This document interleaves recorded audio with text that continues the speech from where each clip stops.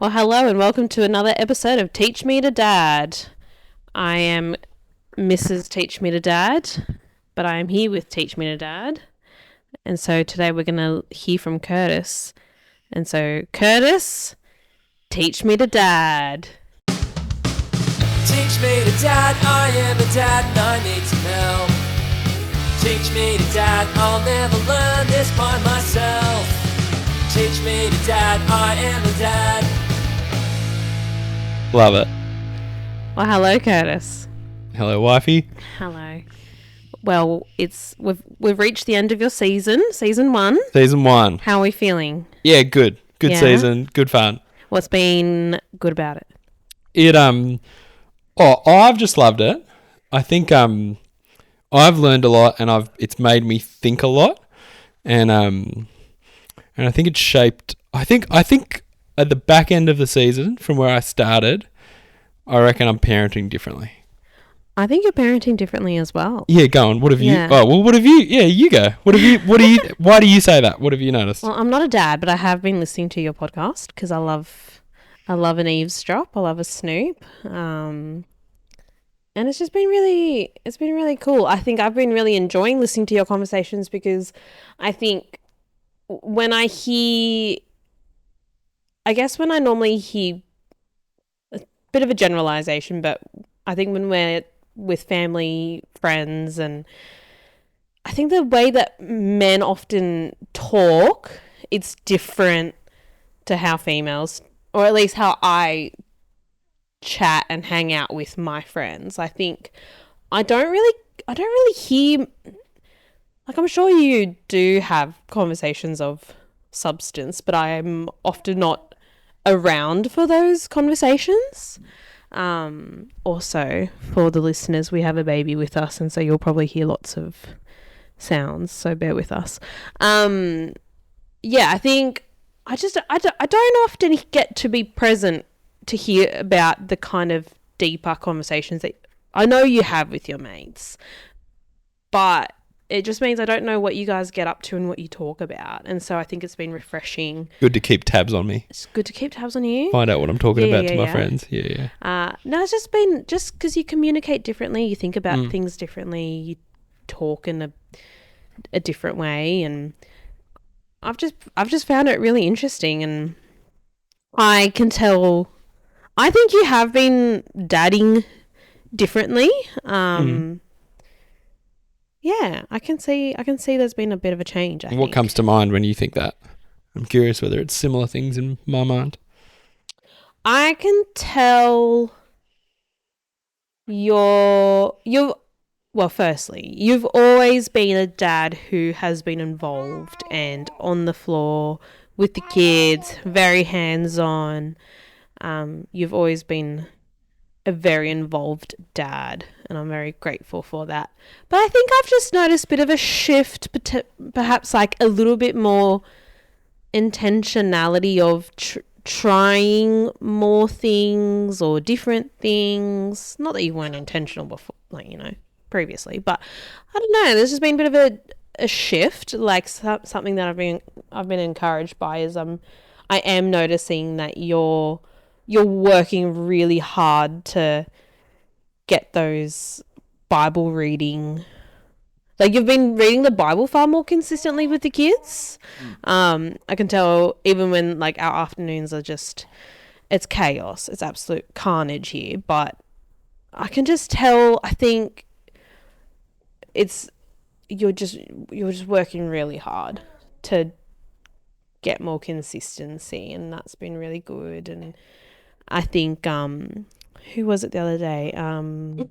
Leon was saying how, I think you guys were chatting about how it's never your kid that chases you out of bed. Well, we've got one kid that does chase you out of his bed. But, We do. But generally, I think there's something true in that. And I think I've noticed you've been trying to slow down that process a bit more, giving them that time a bit more. The other day you were so late for work, and one of our kids asked you to play something or read something. I can't remember. And it was something that you usually would say, no, sorry, buddy, I need to go. And it was something that would take you 30 seconds. And I saw that you were like, yes, I can be 30 seconds more late, because as far as my kid, like, instead of my kid hearing, no, my dad doesn't want to hang out with me, he's going, oh, my dad's a safe haven. He's someone that's ready to say yes and give me his attention and wants to pursue me. Yeah, I remember thinking Just like in those that. little moments, I've noticed there's been a shift. Yes, in that one, I remember thinking like, I could play with him for 30 seconds and it's a win. You know what I mean? It's 30 seconds makes no difference to my day, but, But a it makes yes a a yes is a big difference from a no.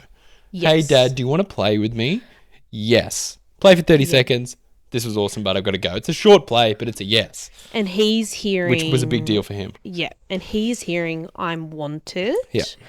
Dad cares about me. And I think, over the course of time, over the course of years, months, whatever, those little moments of just saying yes to giving my kid what's only going to be 30 seconds, that is meaningful time that builds up over time. And so I've just been seeing you slow down a little bit more to try just give the kids your full undivided attention, particularly when our life is so chaotic. We're usually having to give the kids only part of our attention. And so I've been encouraged by that. Yeah.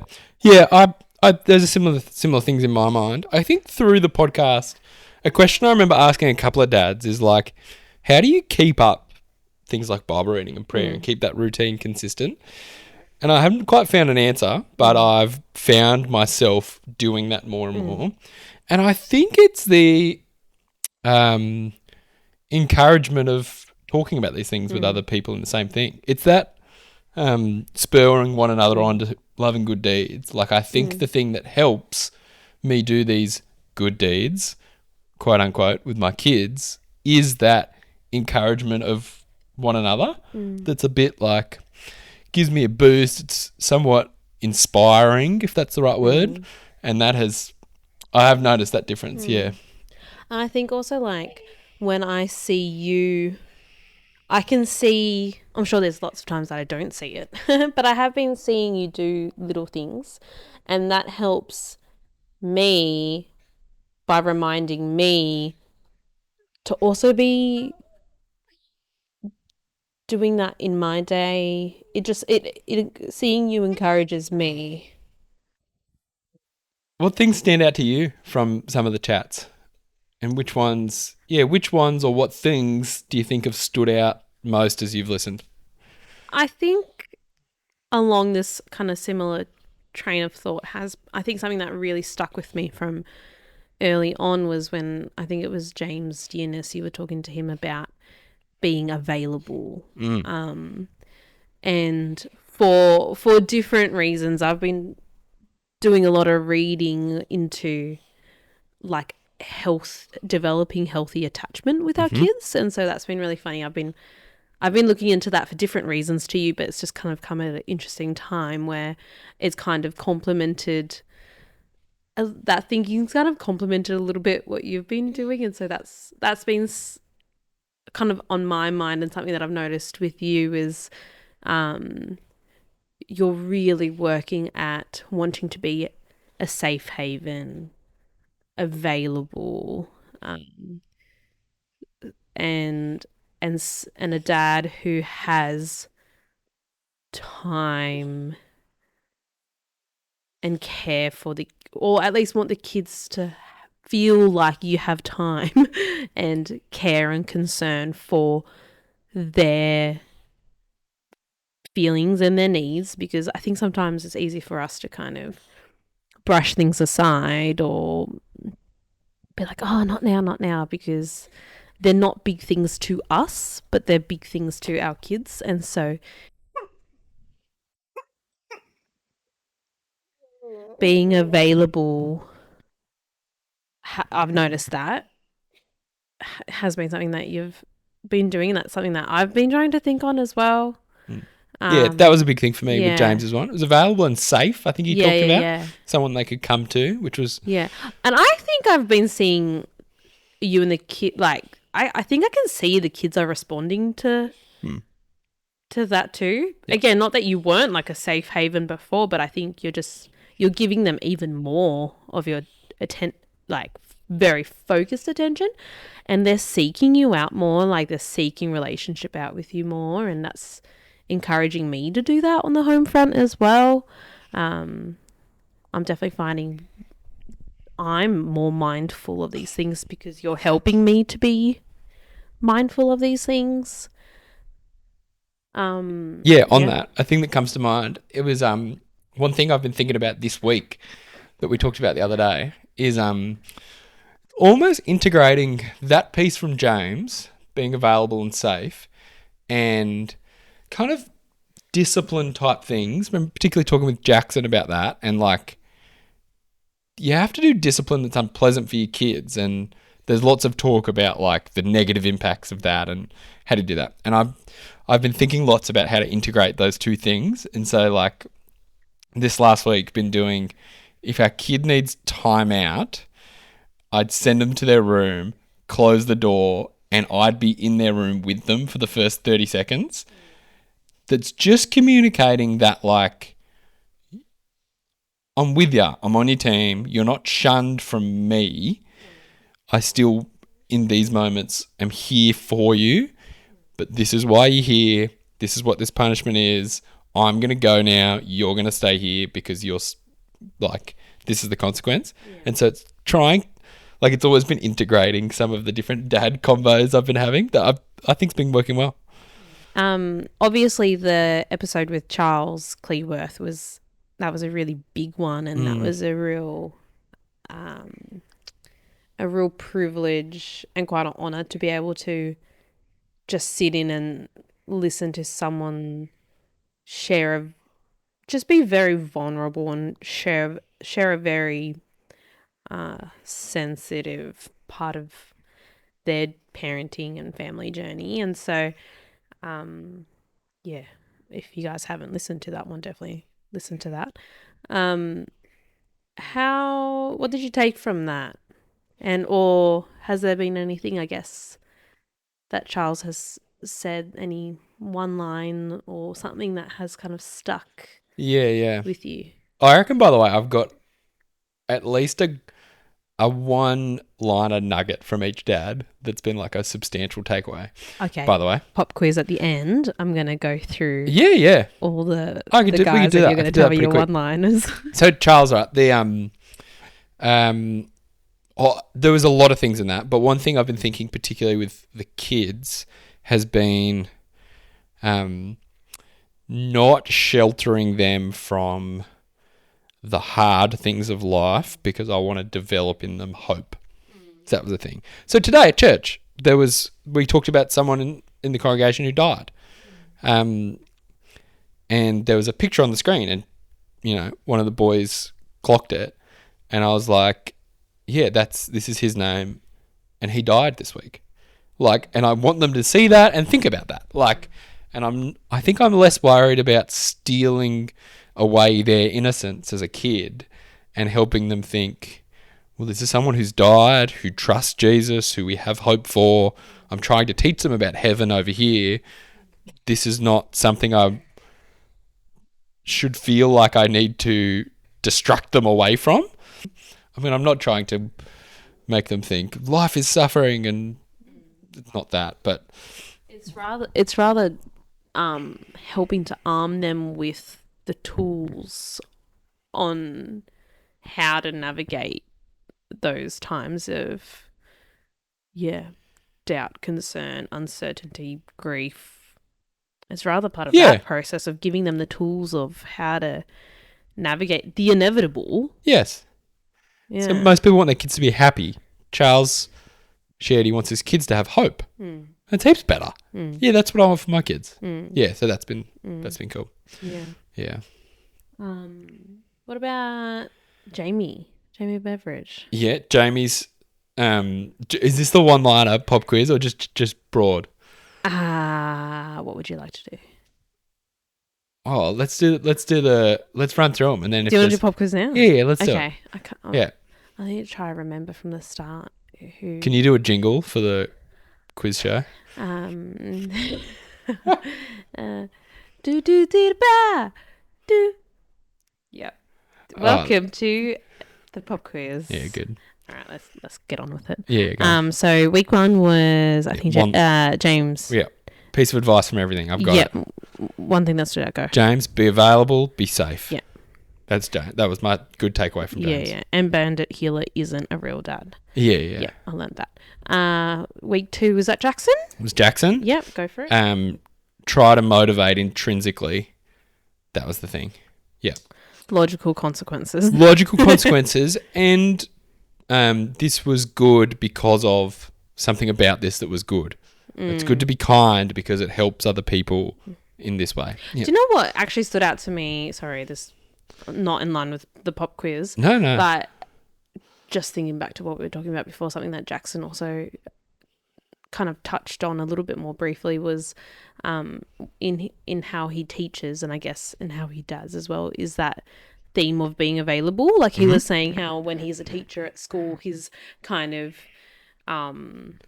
what's the word, like his brand is a bit more like firm teacher, but I'm going to care about you deeply teacher. And I think that's a bit of that be available, care about the child individually thing coming out again. That real just like concern for the other people that God's created thing. Yeah. So that was cool. Yeah. Who was after Jackson? Phil West? Yep. Phil West was it was being a parent is losing freedom, and so it's a life of service. And so you've got to be ready to let go of your own freedom if you want to be a involved, thoughtful parent and husband.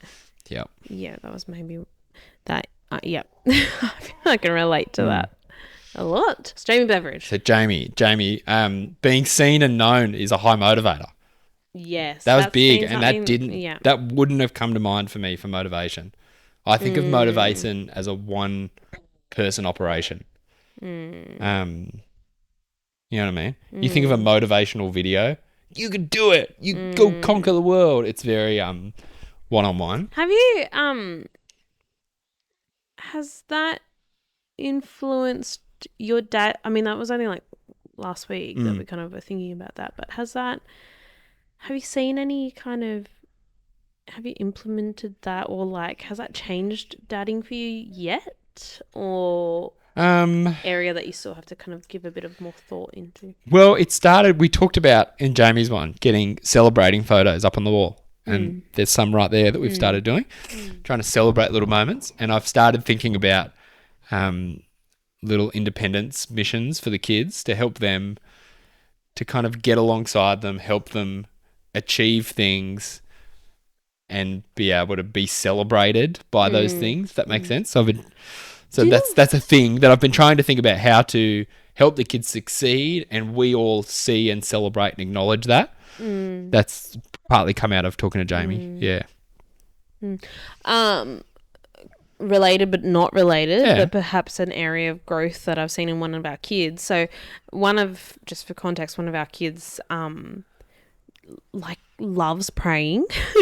One of our kids a bit more reluctant to pray, wants someone else to pray, that kind of thing. And you can be a bit of a naysayer around these things. If he senses we want him to do something, he's like, nope. Yeah.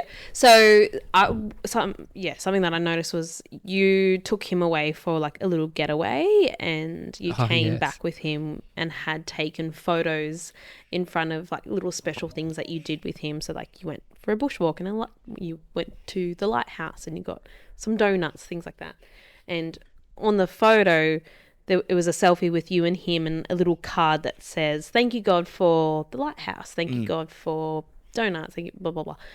And I know, and you printed that out, you gave that to him, spoke to him about it. And I noticed about a week later, he found that piece of paper and I heard him like praying about, like kind of saying those things out loud. And then about a week later, randomly on the way to school, our other child, who wasn't even on this getaway, was like praying for those things. Thanking God for the lighthouse. Saying, thank you God for the lighthouse. Thank you God for donuts. Like, so that was just interesting that it was like you kind of celebrated these little moments with one of your kids, and that it was just like you were just celebrating a little moment, like moments that you had together. And it was just interesting that made a difference. And that kid of ours who is a bit of a naysayer when it comes to praying, I think I'm seeing a bit of change. He's been a bit more keen on praying and stuff, and I think it's because I've noticed you're working at it with him. Anyway, so related but unrelated to Jamie. No, good. Who else is there? We kind of spoke about Leon. Charles. Leon, a big take. Well, the bedtime thing was a big takeaway. That was a big. The kid never kicks out of bed. And that was for me as well. I thought, this is huge investment time. Yeah. Like, this is. It's the kind of time where it's like pre-kids. It's like if you're early in the morning, it's like there's nothing going on. It's quiet time. For kids, it's like I'm in my bed. There's nothing to do, nothing to worry about in the kid's mind. It's just like we're just slow. Yeah. Oh, that's big. That's huge opportunity for bonding, for praying, for so many things. Yeah, that was a big one. That gave me a high value for that time. Yeah, I think I am definitely guilty of. So our baby doesn't sleep well, day or night, and so come bedtime, I'm just like, I just want that process to hurry on up. Like, I am done. I am cooked. I'm just done parenting. That I'm just cooked. But I've been that moment with Leon. I guess normally you're on the boys and I'm on our daughter when it comes to bedtime. And I've been trying to slow that process down of wanting to rush this time, remembering I am her safe place. I am her safe haven. This is precious time to spend together, to bond. This is a very fleeting moment that will pass, and I've been trying to have a bit of a heart posture shift of like, this is valuable time with my daughter that I get to do. And yeah, it looks a bit different because she's a baby, but that principle of Leon of your kid never wants you to leave thing, that's been helpful for me to, it's been good for me as well. It's easy to see it as the finish line. And I've noticed it in you as well, because when I'm putting her to bed, I can hear all the the carnage that's happening in the room next door. And I've noticed I can hear through the wall, like, you're being slower, more patient. You're not rushing it. Yeah. You're giving them your time. And to be honest, the bedtime process is probably is about the same amount of time, and it's a more quality bedtime. Yeah. Kind of seeing bedtime as the main event instead of the finish line. Yeah. Finish line, it's like, okay, get it done and we can finally chill. And it was definitely our finish line. That was definitely the finish line. 100%. Now it's like, well, this is where a lot of the things that we want to see in our kids, we get to do with them, and it's quality time. And and I think also now that we're like we have shifted into school, where like our eldest, we see him far less because he's at school now. Oh Gordy. Do you want to hear my baby laugh?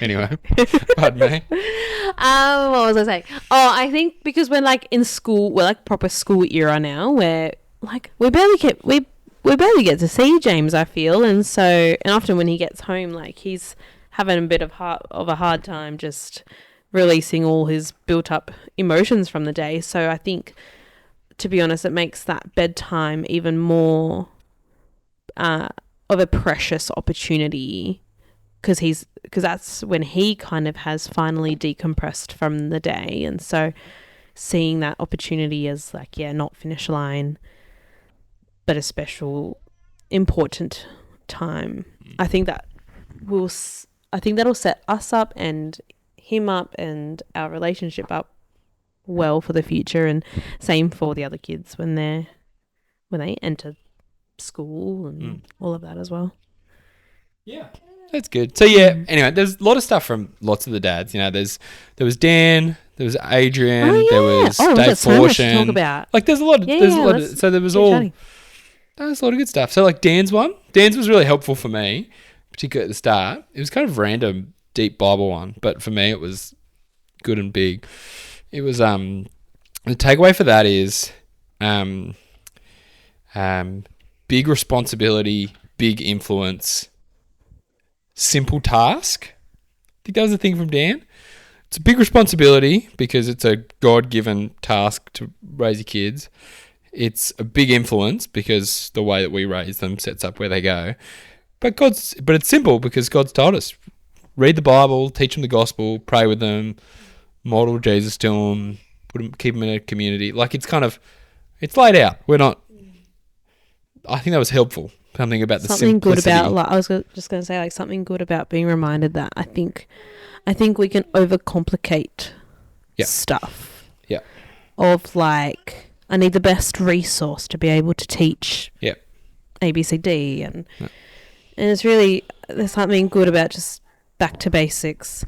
On that train of thought, something that I've noticed you do differently, or not doing it differently, but you're giving it. No, you have done it differently. So one of our kids, he learns differently. He does not care for a story. He does not care for a children's book. He learns differently. Yes.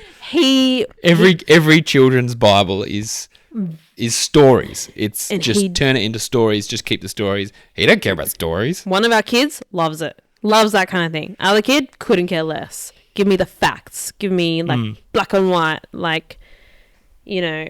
So something that you raised was, how do I teach him the gospel?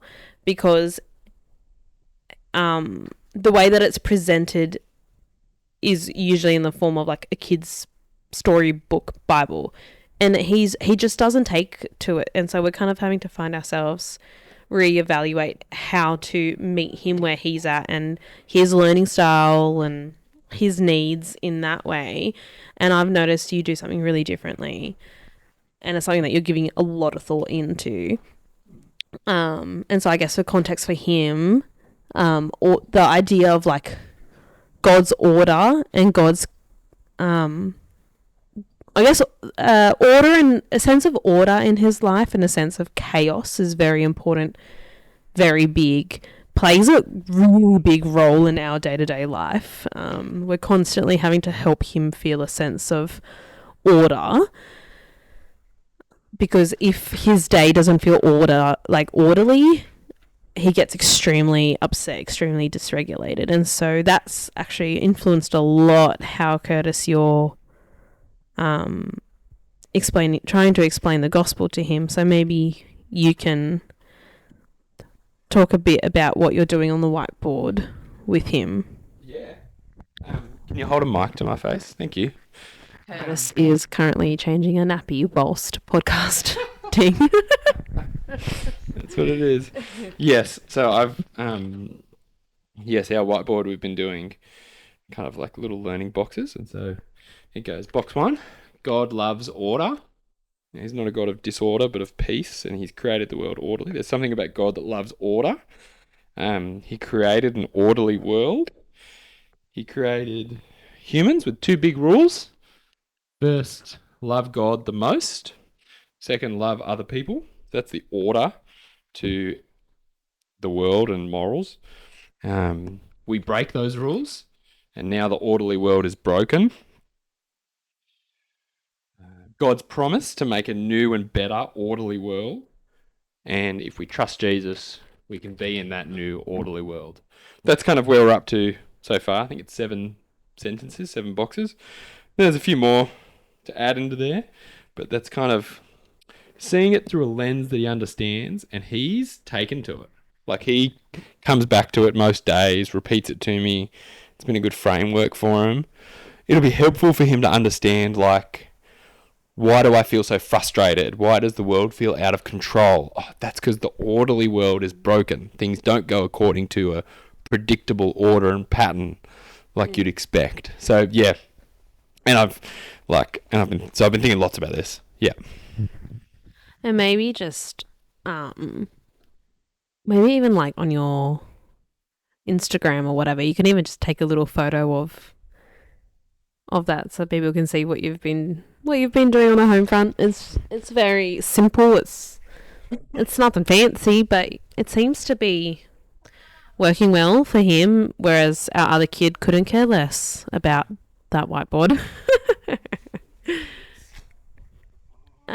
Just quickly before we wrap up, Dave Fortune. yes. Lots of cool stuff about that. I'd love to chat more with Dave. Yeah. But yeah, so the kind of catchphrase was let them doubt, but then the advice around taboos and not having taboos, I thought very helpful. And so having that, being comfortable with my kids doubting and questioning and those things, and seeing that as a helpful part of them going on their own journey, found that very helpful.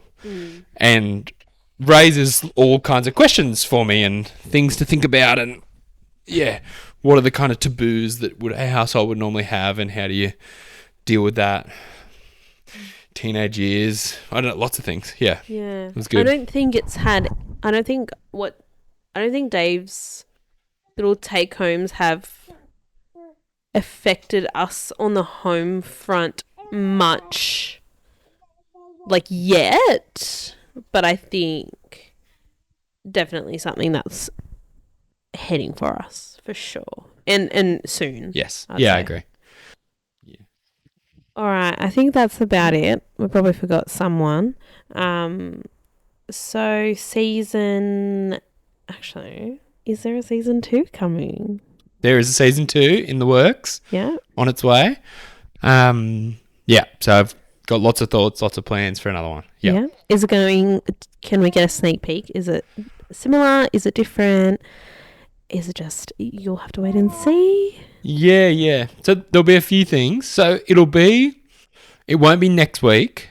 So what I'm going to do for a few weeks while I get that together is I'm going to do a few weeks in the middle where each week is just going to be a mini episode looking at a Bible passage relevant to being a dad and drawing that out so we can look at it. So we'll look at Colossians, the advice to parents, 5, 4, and things like that, the Proverbs. I'll look at a few of those passages. So mini episodes while I get going. Started recording for season 2. Got a bunch lined up. So there'll be some similarities and some differences. It'll be new because it's all what things do I want to learn from different dads. So some will be more generic, like pick a dad, let's poke around into his life. Yeah. And some will be some specifics that I want to get into. So a bit of sneak peeks. I've got an episode that I'm asking a friend of mine who I deem my top ideas guy to give me some creative ideas. So out of the box ideas for parenting. Well, that's fun. I really hope I can do one with some parents of neurodiverse kids. Yeah. And I want to get a couple of them because they're so different that one person is insufficient, if that makes sense. Because of the spectrum, I need to get a sense of... It's very different for each family. But those parents have got so much going on that's going to be tricky. So I'll do my best. Yeah. I want to think... I think that'll be a good one. Well, I'll care about that because it applies very heavily to our family. But also, everyone, even if it doesn't apply to your family, you most likely know someone where it applies to them, and therefore it applies to you. Yes, that's right. I've got a couple of panel ones because I That's want to get a good. breadth of ideas on a few different topics. There's going to be an episode with a woman. Ooh. Yep. It's almost like this one. Where there's Yes, a another woman, like a different woman to you. I'm going to be spending time with another woman. Yeah, so a few things. I've got a bunch of different ideas, extra things I want to learn. Yeah. Yeah, lots. So it's kind of in the works. I've done a few episodes. I've got a bunch teed up. I've got another theological issue I want to Cool. wrestle with. Yeah. Relative to parenting. So I'm kind of halfway there. The next few weeks, a few more will happen. Probably still enough time if people really wanted to hear about something, they could message me and I could include that. But that's, yeah. So we're going. Oh, cool. We're going. Well, I'm grateful for the podcast. It's been good for our family. You've worked hard on it. It's been good for our family. It's been good for me. It's been good for our kids. And hopefully it's been helpful for other families and other dads and other mums and grandparents and whoever. Also, just two things. I think if there is anyone who has a particular question that they maybe want you to explore in a future episode, send that through to Kurtis. I've had some people dob in some dads. Feel free to dob in a dad. Yeah, dob in a dad.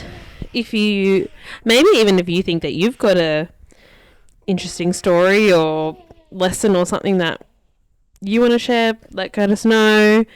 And also remember on the show notes I think you set up a GoFundMe page trying to reach dads in harder to reach locations. If you can even if you've just got a couple of bucks to chuck into that, just so that Kurtis can try and get the podcast out to other dads who don't have support and need support. I trust it'll be good for their families, good for those dads. So I'll plug that on your behalf as well. Thank you. Thank you, Goldie, for joining us.